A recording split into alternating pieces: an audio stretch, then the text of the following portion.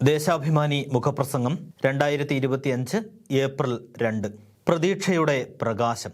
മധുര നഗരത്തിന് ഇത് ശോണസാന്ദ്രമായ പുലരികൾ. എവിടെയും ചുവപ്പിന്റെ തുടിപ്പുകൾ.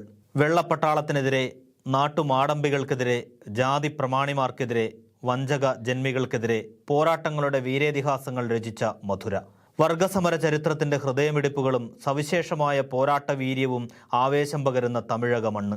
വിപ്ലവ വീഥികളെ ചുവപ്പിച്ച രണധീരർക്ക് വീരവണക്കമർപ്പിച്ച് ഇന്ത്യയിലെ ഏറ്റവും വലിയ കമ്മ്യൂണിസ്റ്റ് പ്രസ്ഥാനമായ CPIMന്റെ 24ാം പാർട്ടി കോൺഗ്രസ് ഇന്ന് ഇവിടെ ആരംഭിക്കുന്നു. വിപ്ലവത്തിന്റെ പോരാട്ടങ്ങളുടെ കർമ്മ നൈരന്തര്യം ഏറ്റുവാങ്ങിയ പോരാളികളാണ് ഇവിടെ ഒത്തുചേരുന്നത്.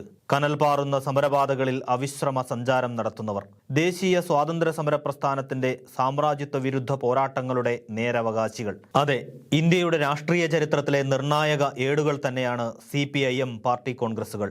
മധുരയിൽ ചേരുന്ന 24ാം പാർട്ടി കോൺഗ്രസും ഇന്ത്യൻ രാഷ്ട്രീയത്തിന് കൃത്യവും വ്യക്തവുമായ ദിശാബോധം നൽകും. 1920 ഒക്ടോബർ 17 സോവിയറ്റ് യൂണിയനിലെ താഷ്കന്റിലാണ് ഇന്ത്യൻ കമ്മ്യൂണിസ്റ്റ് പാർട്ടി രൂപീകരിക്കുന്നത്.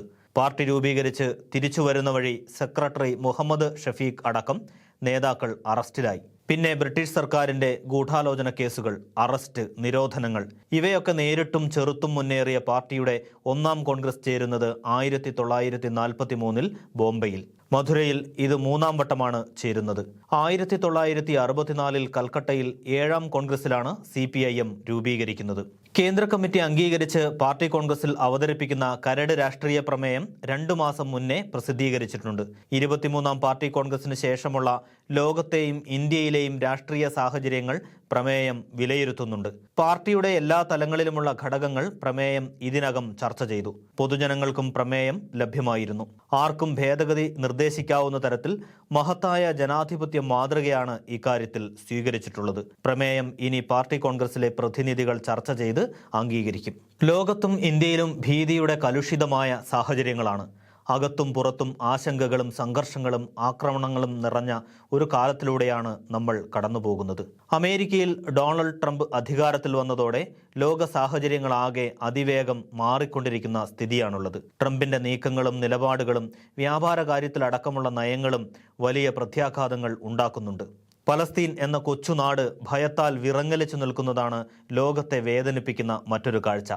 ഗാസയിൽ ഏതു നിമിഷവും തലയ്ക്കുമീതെ ബോംബുകൾ വന്നു വീഴുന്നു. കുഞ്ഞുങ്ങളും സ്ത്രീകളും ജീവനോടെ ചിന്നിച്ചിതറുന്നു. പിഞ്ചു കുഞ്ഞുങ്ങളുടെ ഓമന മുഖം നെടുകെ പിളരുന്നു. അമേരിക്കയുടെ പിന്തുണയോടെ ഇസ്രയേൽ നടത്തുന്ന അരുംകൊലകൾ അവസാനിപ്പിക്കാൻ ആർക്കും കഴിയുന്നില്ല. റഷ്യ ഉക്രൈൻ യുദ്ധം മറ്റൊരു വിഷയം. ഇതിനൊക്കെ ഇടയിലും പ്രതീക്ഷയുടെ പ്രകാശരശ്മികൾ എവിടെയൊക്കെയോ തിളങ്ങുന്നുണ്ട്.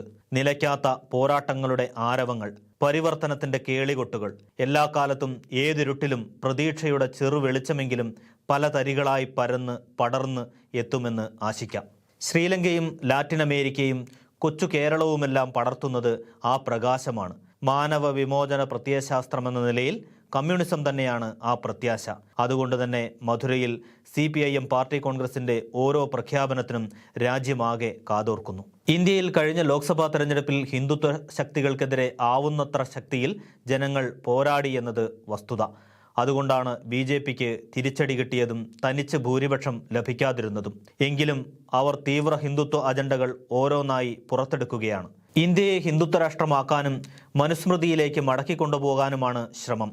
ഹിന്ദുത്വ രാഷ്ട്രീയത്തിന്റെ ഭീകരതയിലൂടെയാണ് ഓരോ ദിനവും രാജ്യം കടന്നുപോകുന്നത്. പ്രതിപക്ഷ കക്ഷികളെ അടിച്ചമർത്തുന്ന, അമിതാധികാരം പ്രയോഗിക്കുന്ന നവ ഫാസിസ്റ്റ് സ്വഭാവമാണ് മോദി ഭരണത്തിൻ്റെത്. ചിത്രത്തിന്റെ ഒരു വശം ഇതാണെങ്കിൽ നവ ഉദാരവാദ സാമ്പത്തിക നയത്തിന്റെ ബഹുമുഖ ആക്രമണമാണ് മറുവശം. ദാരിദ്ര്യവും ചൂഷണവും തൊഴിലില്ലായ്മയും അതിഭീകരമായ അസമത്വവും പെരുകുന്നു. ഈ ഹിന്ദുത്വ നവ ഉദാരവാദ നയങ്ങൾക്കെതിരെ വിട്ടുവീഴ്ചയില്ലാത്ത പോരാട്ടം നയിക്കാനും നിലപാടുകൾ സ്വീകരിക്കാനും ഇടതുപക്ഷത്തിനെ കഴിയൂ. ഹിന്ദുത്വ വർഗീയതയ്ക്കെതിരായ പോരാട്ടത്തിൽ ഇന്ത്യൻ നാഷണൽ കോൺഗ്രസ് ദുർബലമാണ്. പ്രാദേശിക പാർട്ടികളും ഇടതുപക്ഷവുമാണ് BJPയെ ശക്തിയായി നേരിടുന്നത്. ഇടതുപക്ഷത്തിന്റെ പ്രതിരോധവും ശബ്ദവുമാണ് രാജ്യത്തിന്റെ പ്രതീക്ഷ. കേരളത്തിലെ LDF സർക്കാർ സ്വീകരിക്കുന്ന ബദൽ നിലപാടുകൾ രാജ്യമാകെ ശ്രദ്ധിക്കുന്നു. ഈയൊരു സാഹചര്യത്തിൽ മതനിരപേക്ഷ ജനാധിപത്യ ശക്തികളെ ഒരുമിച്ച് അണിനിരത്താൻ ഇടതുപക്ഷത്തിന്റെ, പ്രത്യേകിച്ച് CPIMന്റെ സ്വതന്ത്ര ശേഷി വർദ്ധിക്കണം. കരട് രാഷ്ട്രീയ പ്രമേയം ഇക്കാര്യം അടിവരയിട്ട് പറയുന്നുണ്ട്. ഈ ദിശയിൽ വരും കാലത്തേക്കുള്ള രാഷ്ട്രീയവും അടവുപരവുമായ നിലപാടുകൾ പാർട്ടി കോൺഗ്രസ് തീരുമാനിക്കും.